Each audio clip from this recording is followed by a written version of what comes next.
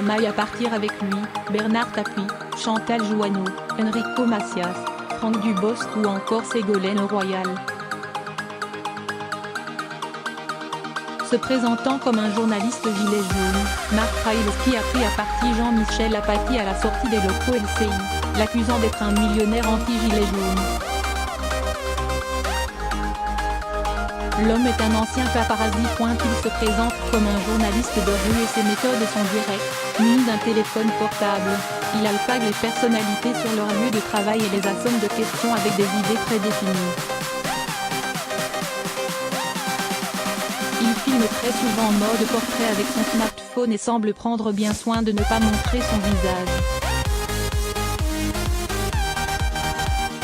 Dernière vidéo en date, celle où il s'adresse avec virulence à Jean-Michel Apathy à la sortie des locaux de LCI le 7 janvier. Il y traite, pêle-mêle, le journaliste de menteur, de millionnaire du côté des puissants. Une vidéo de 6 minutes qui avait été vue près de 170 000 fois vendredi soir. Si vous ne savez pas ce que l'intolérance veut dire, si vous voulez observer une forme de violence inadmissible, regardez cette vidéo qui ne sert pas la cause des hashtags gilets jaunes, avait rétorqué Jean-Michel Apathy sur Twitter.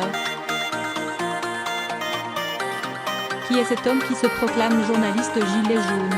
LCI a eu une confirmation de l'identité de celui qui, comme il l'indique sur sa chaîne YouTube, souhaite aller au cœur de la pensée du système. Il s'agit de Marc Railowski, un ancien paparazzi qui se présente lui-même sur son compte Viadeo comme l'un des cofondateurs de l'agence X17, une ancienne énorme agence de photos fondée par un Français parti à Los Angeles. Ils étaient un peu sans foi ni loi, nous indique d'ailleurs un journaliste ayant longtemps travaillé dans la presse People. Un ancien paparazzi bien connu, selon les médias américains. En 2005, la chaîne américaine CBS fait un article sur les paparazzis et interroge Railowski, un paparazzi bien connu qui pose certaines conditions, il ne souhaite pas apparaître à l'écran. Je ne veux pas que les personnes me reconnaissent dans la rue, sinon ma couverture est foutue, affirme-t-il. Puis de raconter que pour un cliché de Nicole Kidman et Tobey Maguire, il a empoché 87 000 $. Il a aussi les faveurs du L.Times qui consacre un article au paparazzi et on apprend qu'il a travaillé comme paparazzi à Los Angeles pendant plusieurs années et qu'il a passé un mois en prison pour s'être battu avec un rival. Puis l'immigration américaine s'en mêle et il est expulsé, son visa ayant expiré 6 ans auparavant.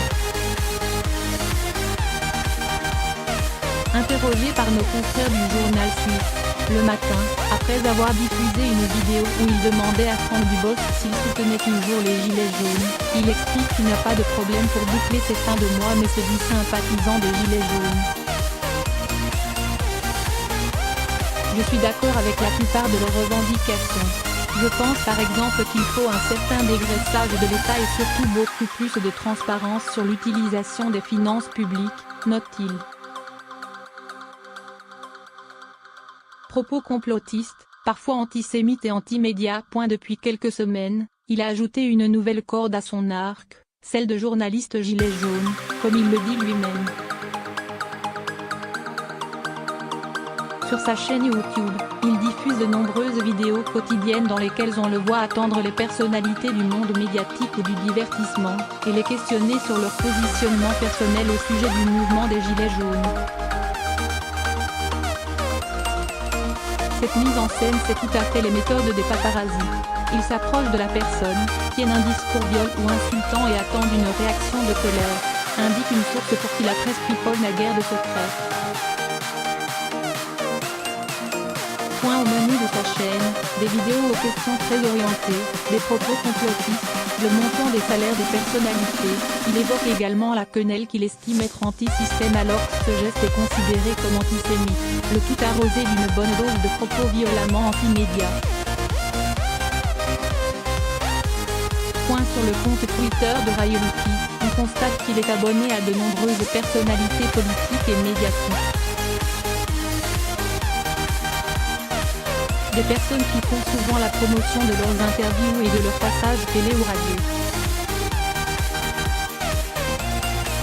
Il est également abonné au compte d'Étienne Chouard, cet enseignant adulé par les Gilets jaunes car il a été le premier à populariser le référendum d'initiative citoyenne. On remarque également qu'il est abonné au compte d'Alain Soral et Dieudonné.